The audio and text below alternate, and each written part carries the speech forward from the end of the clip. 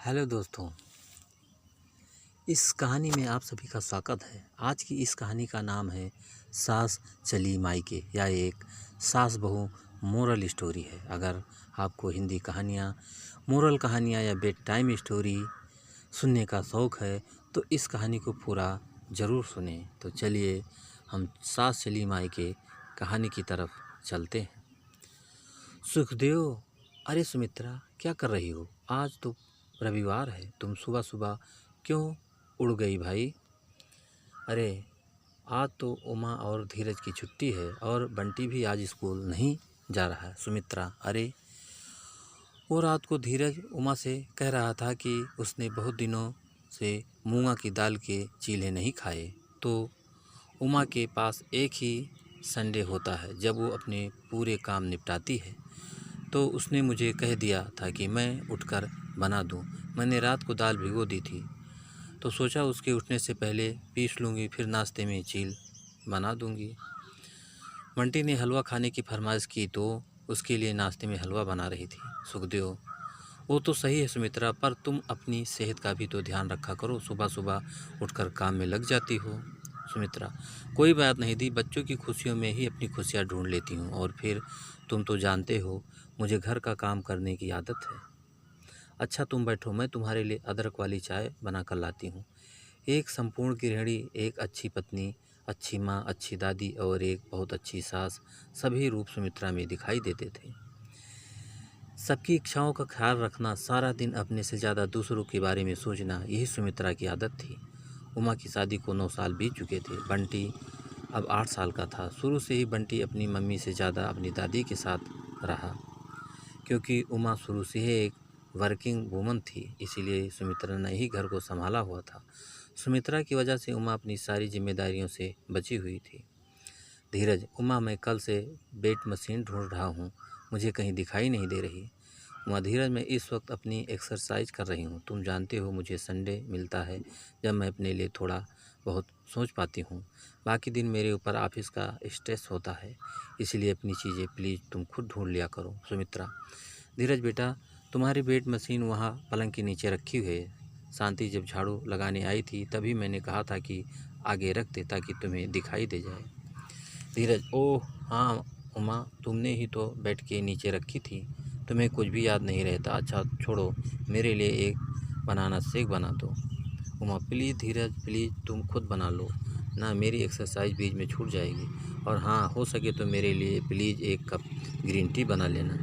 धीरज, जब तुम मेरी बात नहीं सुनती तो मैं क्यों सुनूं, अपने आप बना लो। सुमित्रा, अरे अरे, तुम दोनों आपस में क्यों झगड़ रहे हो? सुमित्रा, धीरज बेटा, मैंने तुम्हारा बनाना शेक पहले ही बना लिया था और बहू तुम्हारी ग्रीन टी के लिए मैंने पानी उबालने रख दिया है, मैं लेकर आती हूँ। उमा, थैंक यू मम्मी, माँ जी। अच्छा माँ जी, मुझे एक हेल्प चाहिए थी। आज मेरी सहेलियाँ काफ़ी समय बाद मुझसे मिलने आ रही हैं, तो आप उनके लिए कुछ चाय पकौड़े का इंतज़ाम कर सकती हैं?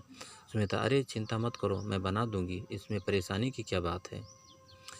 सुमित्रा, धीरज बेटा, तुम नहाकर आओ तो तुम्हारे लिए गरम गरम चीले बना दूंगी। सुमित्रा ऐसे ही चुपचाप सबकी फरमाइश पूरी करती रहती थी। शाम को उमा की सहेलियाँ मिलने के लिए आती हैं। उन सबके बीच सुमित्रा अकेली ही खातिरदारी में लगी रहती है। सुखदेव, सुमित्रा तुम कब तक अकेली करती रहोगी? बहू को आवाज़ लगा दो, चाय वगैरह वो भी बना सकती है। तुम जब तक पकौड़े तल रही हो तब तक बहू चाय डाल कर ले जाएंगी। सुमित्रा, अरे नहीं नहीं, अच्छा नहीं लगता, बहू सबके बीच उठकर आएगी तो परेशान होगी, मैं ले जाऊंगी। अच्छा है पकौड़ा चक्कर तो बताओ कि नमक कैसा डाला है। सुखदेव, सुमित्रा ये गलत बात है, तुम थोड़ी बहुत काम की जिम्मेदारी अब बहू को भी देना शुरू करो, वो तुम्हारे परोस से कुछ भी नहीं करती। सुमित्रा, कोई बात नहीं, बहुएं भी तो बेटी की तरह होती हैं, उमा भी मेरी बहू नहीं बेटी की तरह है। अच्छा मैं चाय लेकर जाती हूँ। सुमित्रा सबके लिए चाय लेकर जाती है, पर वो उमा और उसकी सहेलियों के बीच हो रही बात को सुन लेती है और उसके कदम दरवाजे पर ही रुक जाते हैं और आंखों में आंसू छलक आते हैं। सहेली, हाँ यार, या तो बिल्कुल सही कह रही हैं, मेरे घर कल बुआ जी और फूफा जी आ गए, मेरी रोटी बनाने वाली थी तो छुट्टी कर ली, सारा खाना मुझे बाहर से मंगवाना पड़ा। उमा, तभी तो मैंने अपने आप को बहुत खुशकिस्मत समझती हूँ, मेरी सास तो सारे का सारा घर का काम कर लेती हैं, बस करना ही क्या है।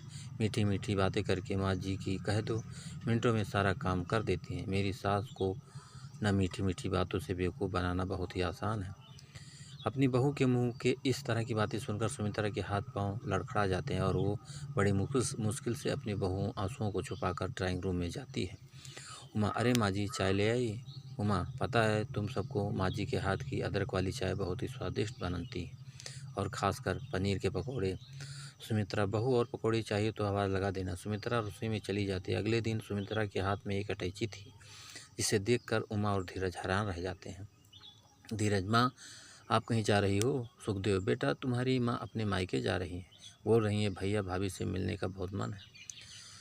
तो मुझे लगा कुछ दिन तुम्हारी माँ को आराम भी मिल जाएगा और अपने भैया भाभी के पास रह भी लेगी। क्यों, ठीक है ना? सुमित्रा, हाँ, दीपिका की शादी के बाद वहाँ रहना ही नहीं हुआ और जल्दी जल्दी में शादी खत्म करके हम सब लौट आए थे, इसीलिए रहने को नहीं गई। 1 महीने के लिए जा रही हूँ, 1 महीने बाद लौट आऊँगी। उमा, 1 महीना? उमा तपाक से बोली। सबकी नज़रें उसी की तरफ थी, मानो 1 महीना सुनकर भूचाल आ गया हो। सुमित्रा, क्यों, 1 महीना कम है? तो कोई बात नहीं, 2 महीने रुक आऊँगी। भैया भाभी तो कहते थे कि वहाँ जाऊँ तो 2-3 महीने रह कर आऊँ, और वैसे भी धीरज की शादी के बाद यहाँ पर मेरा कोई इतना काम नहीं। चलो अब मैं चलती हूँ, बस टाइम हो रहा है। सुमित्रा, बहू सबका ख्याल रखना, ये रोज़ाना के कामों की लिस्ट मैंने बना दी है, इससे तुम्हें आसानी हो जाएगी। सुखदेव, चलो सुमित्रा, मैं तुम्हें बस में बैठा आता हूँ। अपनी सास के अचानक मायके जाने से उमा परेशान हो जाती। उसके ऑफिस का टाइम हो रहा था और उसके हाथ में काम की लिस्ट थी। रसोई में खाने के लिए कुछ भी नहीं बना था। माँ जी अचानक मायके चली गई, मैं सब काम कैसे करूँगी? राशन लाना है, प्रेस वाले से कपड़े लेने हैं, रोज़ाना का दूध सुबह 6 बजे उठकर लाना, और इतने सारे काम सब कैसे होगा? बंटी, मम्मी मेरा लंच, मुझे आज लंच में येलो कलर का पुलाव लेकर जाना था। मम्मी, दादी कहाँ हैं? दादी वो तो मेरे रेडी होने से पहले ही मेरे स्कूल का लंच तैयार कर देती हैं। उमा, माँ के बिना मैं क्या करूँगी? उसके बिना तो यह घर ही नहीं है। मुझे कुछ समझ नहीं आ रहा, मैं माँ जी के बिना सब कुछ कैसे संभालूंगी? अचानक उमा बहुत तेज़ रोने लगती है। धीरज उसे चुप कराता है, पर उमा और ज़ोर से रोने लगती है। तभी दरवाजे की घंटी बजती है। धीरज, उमा चुप हो जाओ, लगता है पापा माँ को बस में बैठा कर आ गए। रुको मैं दरवाज़ा खोलती हूँ। धीरज जैसे ही दरवाज़ा खोलता है वो चौंक जाता है। धीरज, माँ आप तो मामा जी के घर गई थी। सुखदेव, बस में बैठी भी गई थी तुम्हारी माँ, फिर मेरे बोले कि ऐसे अचानक से चली आई तो बहुत सब कुछ संभाल नहीं पाएगी। बहू को ऑफिस जाना होता है, वो अकेले अचानक से इतना सब कुछ कैसे करेगी? इसी चिंता में वापस लौट आई कि फिर कभी चली जाएंगी। उमा अपने आंसुओं को पोंछकर झट से अपनी सास के गले लग जाती है। उमा, माँ जी आपके बिना मैं बिल्कुल अधूरी हूँ, आप घर की नींव हो। माँ जी आपके बिना हम कमज़ोर हैं, मुझे आपकी बहुत ज़रूरत है माँ जी। सुमित्रा, अच्छा ठीक है, मैं अभी आई हूँ, मुझे पता है मेरे बिना तू कुछ नहीं कर पाएगी। चलो अब आगे से हटो, जल्दी से बंटी बेटे के लिए पीले चावल बना देती हूँ। बंटी, दादी मुझे आज स्कूल नहीं जाना, मुझे आपके साथ खेलना है। धीरज, ठीक है, थिएटर में एक नई मूवी लगी है, आज हम सब मिलकर वो देखने चलेंगे। क्यों पापा? सुखदेव, इस घर की हैंड तुम्हारी माँ है, जैसा वो कहेगी वैसा ही मैं करूँगा भैया। हाँ। उमा, माँ जी आज मैं ऑफिस नहीं जा रही हूँ, मैं छुट्टी ले रही हूँ। और धीरज, आज भी तुम भी छुट्टी ले लो। सुमित्रा, अरे तुम सब अपने अपने काम पर जाओ, काम वाली आने वाली है। अगर हम सब मूवी देखने चले गए तो घर के काम रह जाएंगे। पिक्चर देखने हम इतवार को चलेंगे। चलो मैं बंटी और तुम सब के लिए नाश्ता तैयार कर देती हूँ। उमा, माँ जी चलिए, मैं भी आपकी रसोई में मदद करती हूँ। उमा अपनी सास की अहमियत समझ चुकी थी। उसे एहसास हो चुका था कि परिवार में बड़े बूढ़ों का होना बहुत ज़रूरी है, पर साथ ही उसका मान सम्मान बनाए रखना छोटों की जिम्मेदारी होती है। इस कहानी से आपको क्या सीख मिली, हमें कमेंट करके ज़रूर बताना, क्योंकि आपके कमेंट से ही हमें मोटिवेशन मिलता है। तो दोस्तों, अगर अभी तक आपने हमारे चैनल को सब्सक्राइब नहीं किया है तो जल्दी से आप हमारे चैनल को सब्सक्राइब कर लीजिए, जिससे इसी तरह अच्छी अच्छी कहानियाँ आप लोगों के बीच पहुँचाता रहूँ और आप लोग कहानियों का आनंद उठाते रहें। तो दोस्तों, अगली कहानी में फिर मिलेंगे, तब तक के लिए नमस्कार।